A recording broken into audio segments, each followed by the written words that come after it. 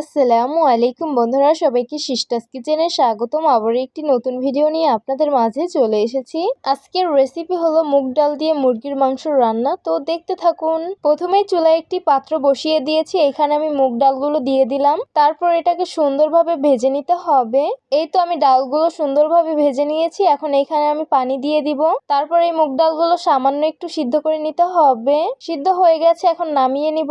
চুলায় একটি পাত্র বসিয়ে দিয়েছি, রেগুলার রান্নার তেল দিয়ে দিব, কুচিয়ে রাখা পেঁয়াজগুলো দিয়ে দিব, গরম মশলা তেজপাতা দিয়ে দিব, আদা রসুন জিরা বাটা দিয়ে দিব, স্বাদ মতো লবণ দিয়ে দিব, পরিমাণ মতন হলুদ মরিচের গুঁড়ো দিয়ে দিব। তারপরে এগুলোকে হালকা করে একটু ভেজে নিতে হবে।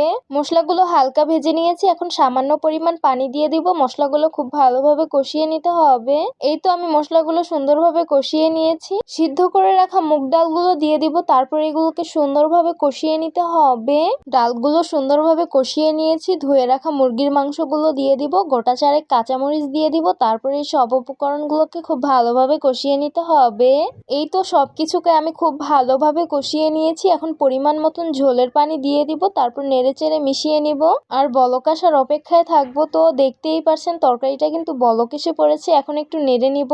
মুগের ডালটা সিদ্ধ করে নেওয়ার কারণে এটা কিন্তু গলে গেছে। পরিমাণ মতন শাক বাটা দিয়ে দিব, তারপর এটাকে সুন্দরভাবে নেড়ে মিশিয়ে নিব। আর আমি এখানে শাক বাটাটা আগেই দিলাম, না হলে শাক বাটার একটা গন্ধ আসবে। এই তো তরকারিটা হয়ে গেছে। আপনারা চাইলে ঝোলটা আরো শুকাতে পারেন কিংবা বাড়িও রাখতে পারেন। এখন নামিয়ে পরিবেশন করে নিব।